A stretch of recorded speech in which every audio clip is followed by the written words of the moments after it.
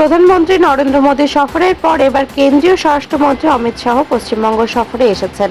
এই আবহে তৃণমূল কংগ্রেসের মুখপাত্র কুণাল ঘোষ কটাক্ষ করে বলেছেন যে বিজেপির কেন্দ্রীয় নেতৃত্ব দিলীপ ঘোষকে কোণঠাসা করে রেখেছে। তার মতে দিলীপ ঘোষ এখন বিজেপিতে গুরুত্বহীন হয়ে পড়েছে এবং দলের বাকি শীর্ষস্থানীয় সদস্যরা তাকে এড়িয়ে চলছেন। অমিত শাহর এই সফরকে ঘিরে রাজ্য রাজনীতিতে নতুন করে জল্পনার সৃষ্টি হয়েছে। কিছুক্ষণ পরেই নেতাজি ইন্ডোর স্টেডিয়ামে বিজেপির সভায় ভাষণ দেবেন স্বরাষ্ট্রমন্ত্রী অমিত শাহ।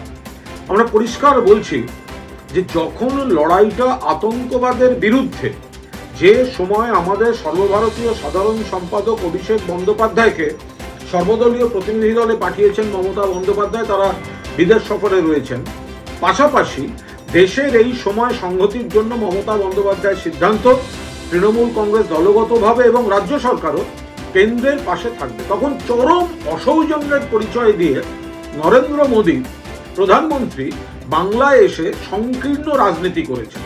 বাংলার পাওনা দেননি, বাংলায় সস্তা রাজনীতি করেছেন।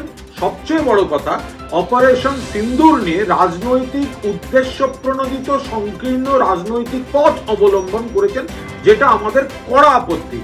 অমিত শাহ কিছুক্ষণের মধ্যেই ভাষণ দেবেন।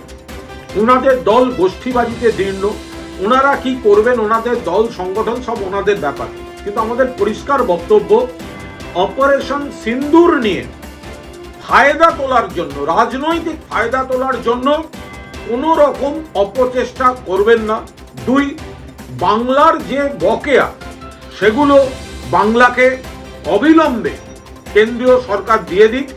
এবং 3, মমতা বন্দ্যোপাধ্যায় দেশের স্বার্থে যে সৌজন্যের রাজনীতিটা এই সময়ে দেখেছেন, পহেলগাঁওয়ের পরের যে সময়টা, আপনারাও দয়া করে সেই সৌজন্যটা অন্তত তো দেখাবেন।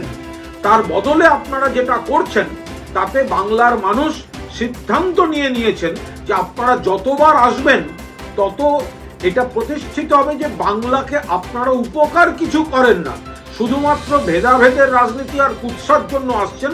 আপনারা যতবার আসবেন খালি হাতে আসবেন, আর বাংলার মানুষও আপনাদের খালি হাতে ফিরিয়ে দেবেন। লিখে রেখে দিন, আপনারা ডেলি প্যাসেঞ্জারি করতে পারেন, কিন্তু 26 সালে চতুর্থবারের জন্য বাংলার মুখ্যমন্ত্রী হিসেবে শপথ নিতে চলেছেন মমতা বন্দ্যোপাধ্যায়, এবং গতবারের থেকেও বেশি আসন নিয়ে।